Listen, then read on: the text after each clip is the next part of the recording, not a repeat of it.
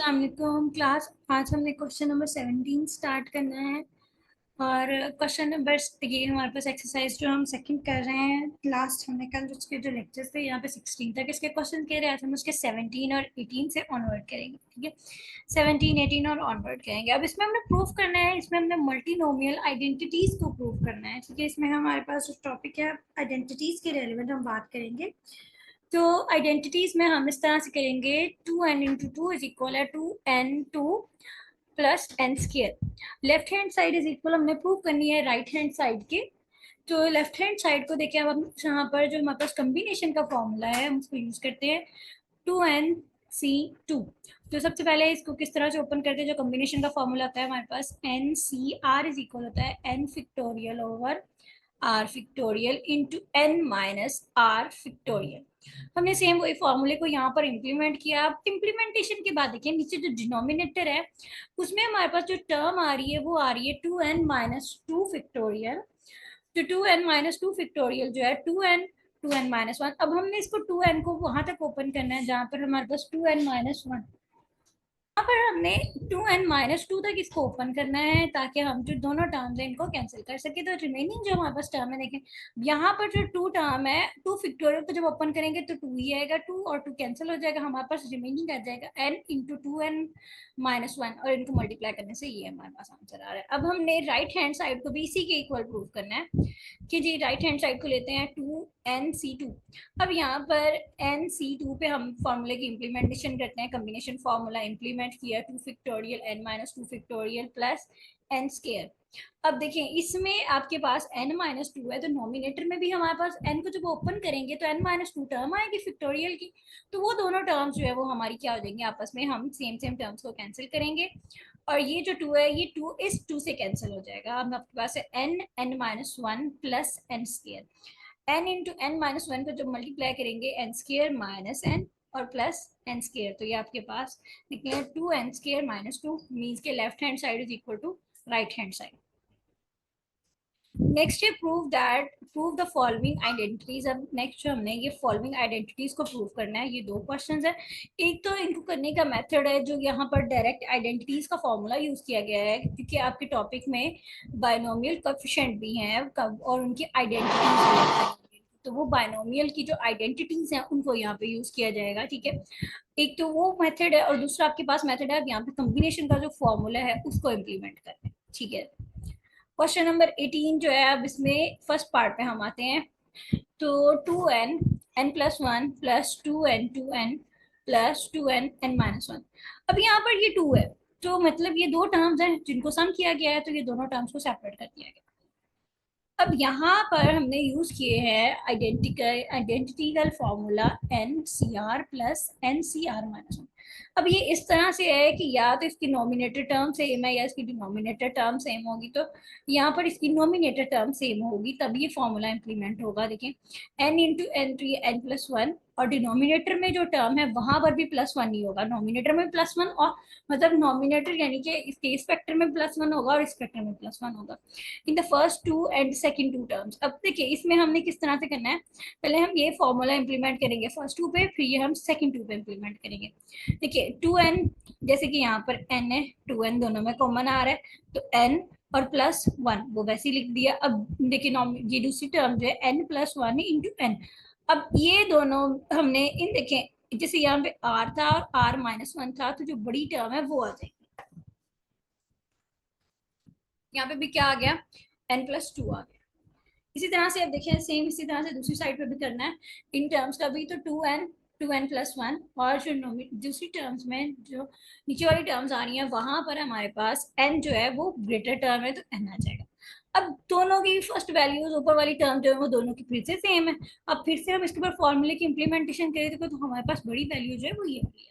ठीक है, तो 2n+2 नीचे है n+1, 2 कॉमन करके ये आपके पास क्या आ गई जी, ये हमारे पास बन गई है लेफ्ट हैंड साइड जहां से हमने स्टार्ट लिया था। इसी तरह से इसके क्वेश्चन नंबर 18 का पार्ट नंबर 2 इसी तरह से सेम ही लाइंस पे है, उसको भी देख लेते हैं। वो हमारे पास जो है उसकी लेफ्ट हैंड साइड हमें ये गिवन है और राइट हैंड साइड ये गिवन है। देखिए इसमें आपके पास सबसे पहले ये दोनों टर्म्स की फर्स्ट वैल्यू सेम है, तो इस पे फॉर्मूले की इम्प्लीमेंटेशन होगी। इस पे फॉर्मूले की हमने इम्प्लीमेंटेशन कर ली। देखिए फॉर्मूले की इम्प्लीमेंटेशन है, डिनोमिनेटर ऊपर वाली जो टर्म्स है उनमें +1 होगा, +1 किया, और नीचे वाली जो टर्म्स है उनमें जो ग्रेटेस्ट होगी, देखिए m और m-1 में m टर्म बड़ी होती है। जैसे कि हमारे पास अगर हम लेते हैं 4 और 4-1 तो वो 3, तो 4 टर्म ही बड़ी आएगी आपके पास। अच्छा जी, अब नेक्स्ट जो है n इंटू एन, ये दोनों कॉमन का सेम है हमारे पास। अब फिर से इस पे फॉर्मूले इम्प्लीमेंटेशन होगी और आपका ये जी लेफ्ट हैंड साइड की इक्वल आ जाएगा। नेक्स्ट है क्वेश्चन नंबर 19। क्वेश्चन नंबर 19 में समीशन ओपन किया गया है। समीशन जो है ये स्टार्ट होता है, ये छोटी क्लासेस से स्टार्ट कर देते हैं समीशन को पढ़ाना, कि ये समीशन जो है किस तरह से इम्प्लीमेंटेशन होगी इसकी। जी समीशन की इम्प्लीमेंटेशन देखते हैं। समीशन जो होता है वो ओपन होता जाता है, जैसे कि अब यहाँ पर जो ये समीशन लिखा हुआ है r=0 टू इन्फिनिटी, यहाँ पर n लिखा गया है, इन्फिनिटी नहीं है। जनरली जब इनफाइनाइट टर्म के लिए होता है तो यहाँ पे इन्फिनिटी आ जाता है। r=0 to n 3 power r।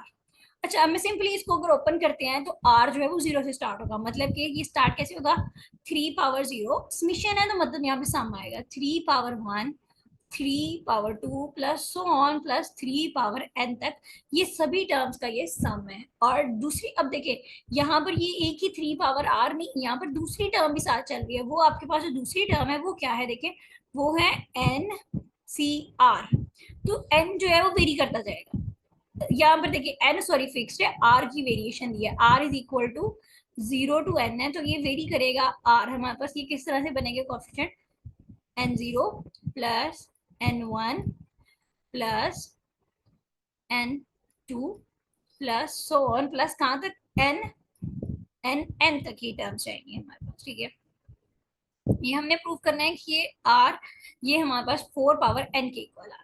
चलें जी इसको करते हैं, अब एक्सरसाइज को सॉल्व करते हैं।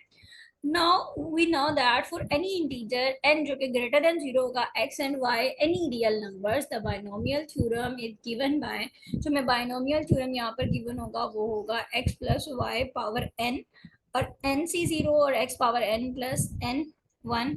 ये हमारे पास जो बाइनोमियल थ्योरम है उसको ओपन किया गया है, सिंपली बाइनोमियल थ्योरम को बताया गया है। अब बाइनोमियल थ्योरम में देखिए हमने हमारे पास राइट हैंड साइड भी है और लेफ्ट हैंड साइड भी है। अब हम अगर राइट हैंड साइड को प्रूव करके इक्वल कर दें लेफ्ट हैंड साइड के तब भी क्वेश्चन ठीक है, अगर हम इसको लेके ओपन करके इसके इक्वल करें तब भी ठीक है। अब देखते हैं हम जो है उसको दूसरी साइड से अगर करते हैं तो वो ज्यादा इजी है कंपैरेटिवली, अगर हम 3 वाले समीशन को ओपन करते हैं। ठीक है, देखिए पुट कर दिया है हमने बाइनोमियल थ्योरम में, हमें किससे 4 चाहिए, तो 4 किसके इक्वल होता है 1+3 के। तो अब यहाँ पर 3 के लॉजिक की हम लेके आए। देखिए अब यहाँ पर जो क्वेश्चन है वो ये भी हो सकता है कि यहाँ पर 2+2 भी तो किया जा सकता है 4 बनाने के लिए। यहाँ पर 1+3 क्यों, क्योंकि हमारी टर्म में जो 3 है वो लेफ्ट हैंड साइड में प्रेजेंट है। हमारी जो लेफ्ट हैंड साइड है उसमें 3 की टर्म प्रेजेंट है, मतलब 3 इंक्लूड होना चाहिए मस्ट भी। तो 1+3 इसलिए हमने यहाँ पे किया है द अबव थ्योरम। अब इसके ऊपर बाइनोमियल थ्योरम इम्प्लीमेंटेशन हुई है, सिंपली जैसे ये सारे ऊपर क्वेश्चंस किए। बाइनोमियल थ्योरम की इम्प्लीमेंटेशन के बाद देखेंगे 4 पावर n, ये आपके पास है कि 4 पावर n हो जाएगा 1+3, और यहाँ पे देखेंगे nc0 nc1 nc2 ncn और summation r is equal to 0 to n। अब ये इसको सारे को क्लोज कर दिया। देखें यहाँ पर 3 की जो पावर है वो 0 गिवन है हमारे पास, तो ये सारी टर्म्स चलती जा रही है कहाँ तक, n तक। तो हमने इसका समीशन जो है वो क्लोज कर दिया, इसको हमने समीशन की फॉर्म में लिख दिया। अब इसके पार्ट नंबर 2 पे आते हैं। पार्ट नंबर जो 2 है उसमें आपके पास, उसमें देखें आपको टर्म्स गिवन क्या है कि summation r is equal to 0 to n r+1 ncr is equal है n+2 इंटू 2 पावर n-1। अब जब ये टर्म जो है जब ये मल्टीप्लाई होगी तो ये दोनों अलग अलग से ओपन होंगे। देखिए summation r is equal to 0 to n r+1 nr is equal है, फर्स्ट पहले ये r के साथ सारी टर्म मल्टीप्लाई होगी, फिर ये 1 के साथ मल्टीप्लाई होगी, तो ये इस तरह से ये अलग से कर लिया। अब ये जो है ना ये एक रिजल्ट है जो आपने जब बाइनोमियल थ्योरम पढ़ा है ना, तब ये वहां पर बाइनोमियल थ्योरम के तौर पे इसको कोफिशिएंट में तौर पे प्रूव किया गया है कि ये जो चीज है ना ये इसकी इक्वल आती है। ये आपने इसी तरह से याद रख लेना, इसको प्रूव नहीं करने पड़ना पेपर में भी, ठीक है। इसी तरह से आपने लिखना है कि अर्लियर, ये आप चाहे ना भी लिखे हुए हैं अर्लियर प्रूव, आपने सिंपली यहाँ पर 3 डॉट लगाने हैं और ये जो स्टेटमेंट है इनको लिख देना है, ठीक है। स्टेटमेंट क्या है कि आर और एन सी आर, जब हम समीशन को ओपन करेंगे, देखें समीशन को, ये पहली टर्म 0, ये एन सी 0, यहाँ पर देखिए ये टर्म बननी किस तरह से, वो जरा इसको ओपन करके देखते हैं। R is equal to 0 to N R into N R is equal हो जाएगा, आपकी पहली टर्म 0 होगी प्लस अगली टर्म 1 आएगी और आपके पास क्या आ जाएगा एन सी 1। उसके बाद अगली टर्म आपके पास क्या आ जाएगी एन सी 2 इंटू 2। अब देखें जो अगली ये जो टर्म्स हैं ये भी साथ साथ चलेंगी आपकी, और ये एन सी वाली टर्म्स भी साथ साथ चलेंगी।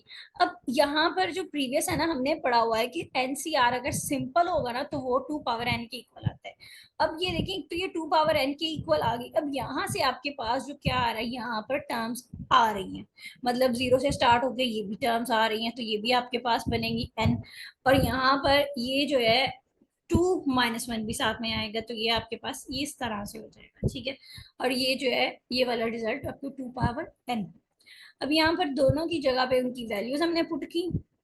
वैल्यूज को पुट करने के बाद देखें यहाँ पर जो चेंजिंग आई है कि यहाँ से जब यहाँ पे n है, यहाँ से अगर हमने n-1 की पावर को निकालना है तो 1 प्लस करेंगे और 1 माइनस कर देंगे, तो यहाँ से ये वाली टर्म दोनों से कॉमन आ जाएगी। रिमेनिंग हमारे पास क्या बचेगा, यहाँ पे n और यहाँ पे 2 पावर 1, तो 2 power n-1 into n plus 2, ठीक है। ये इस तरह से क्वेश्चन इजीली हो जाएगा। इसमें थोड़ा सा जो ट्रिकी है ना वो ये काम है, ये जो है ये आपने फर्स्ट ईयर के अगर पढ़ा हुआ है 8 चैप्टर, तो वहां पर भी ये आपको बताया जाता है, ये वाले जो लॉजिक्स हैं ये इसको प्रूव करना। ये क्योंकि अर्लियर क्लासेस में कर लिए तो हम इसको प्रूव नहीं करेंगे, जैसे कि हमारे पास सिंपली फॉर्मूला होता है ना a+b होल स्क्वायर का, हम उसको हर बार प्रूव नहीं करते हैं, हम उसको जनरली यूज करते हैं। इसी तरह से ये भी है, ये जो कोफिशिएंट है आपने इसको सिर्फ यूज करना है, इसको हर बार प्रूव नहीं करना है। Next question number 20, find the value of n and r when. ये जो इस तरह के क्वेश्चंस होते हैं ये पेपर में मस्त आ सकते हैं, क्योंकि ये जो प्रूफ वाले हैं ये आ जाते हैं कि आपने n और r की वैल्यू प्रूफ करनी है व्हेन। अब ये जो क्वेश्चन है, अब इसके अंदर जो चेंजिंग है, ये पहले इस तरह का आपने क्वेश्चन किया होगा स्टार्ट में एक्सरसाइज की, लेकिन इसके अंदर 3 टर्म्स आपको दे दी गई हैं, 3 टर्म्स का रेशियो दे दिया गया है।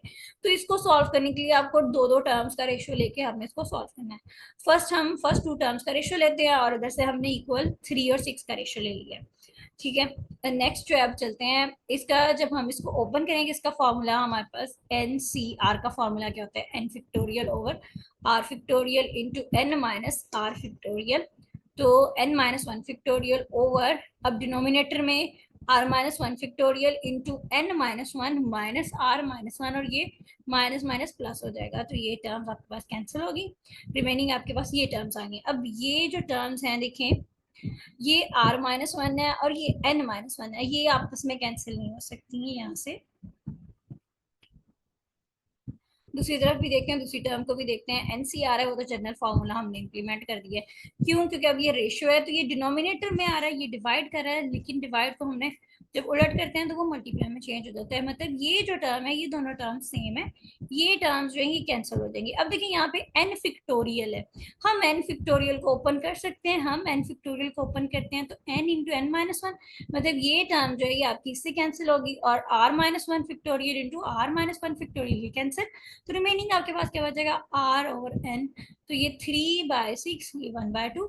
अब यहाँ पे क्रॉस मल्टीप्लीकेशन किया तो n इज इक्वल है 2r। हमने यहाँ पे वैल्यूज r की भी फाइंड करनी है और n की भी फाइंड करनी है, एक हमें यहाँ से एक इक्वेशन मिल गई है। अगेन अब दूसरा पार्ट करते हैं। दूसरे पार्ट में हमारे पास गिवन जो डाटा है उसमें से देखते हैं, हमारे पास गिवन है कि NCR और n+1 और CR+1 इज इक्वल है 6:11। एनसीआर का फॉर्मूला ओपन किया और n+1 CR+1 का फॉर्मूला भी सिंपली एनसीआर की फॉर्मूले की तरह ही हमने ओपन किया है। ओपन करने के बाद सेम इसी तरह से यहाँ पे भी 1 और 1 कैंसिल हो जाएंगी। अब ये देखें यहाँ पर हमारे पास क्या आ रहा है टर्म्स, यहाँ पर आपके पास टर्म आ रही है n+1, मतलब इससे अगली टर्म जो होगी वो n फिक्टोरियल होगी, ठीक है। यहाँ पर देखिए यहाँ पे आर आ रहा है फिक्टोरियल, मतलब कि आर फिक्टोरियल को अगर ओपन करेंगे तो अगली टर्म क्या होगी, वो आर होगी, तो n-r factorial into n-r factorial को तो हमने कैंसिल कर दिया। अब यहाँ पर जो हमारे पास रिमेनिंग टर्म्स बच रही हैं, अब देखें, अब इसको ओपन किया तो ये R factorial into R factorial, ताकि ये दोनों जो है वो सेम सेम कैंसिल हो जाए। N factorial into N factorial, अब हमारे पास जो टर्म्स बची हैं वो ये है r+1 over n+1 is equal है 6/11। सेम यहाँ पर भी हमने क्रॉस मल्टीप्लीकेशन की। क्रॉस मल्टीप्लीकेशन करने के बाद 6n+6 इज इक्वल है 11r+11। तो 6n-11r इज इक्वल है 5। तो यहाँ से देखें आपको वैल्यू यहाँ से एक इक्वेशन मिलती है। अब ये देखें, अब हमारे पास एक इक्वेशन है जो दूसरी हमने 1 प्रूव की, वो n इज इक्वल है 2r। तो इस इक्वेशन में हम 6 की जगह पे n की जगह पे n की वैल्यू पुट कर देंगे, तो ये आपके पास r की वैल्यू आ गई। और इसी r की वैल्यू को n में पुट करने से आपके पास n की वैल्यू आ गई। जी, आज के लिए इतना काफ़ी है। इंशाल्लाह हम कल जो कल का लेक्चर होगा उसमें क्वेश्चन नंबर 21 से ऑनवर्ड करेंगे। अल्लाह हाफिज।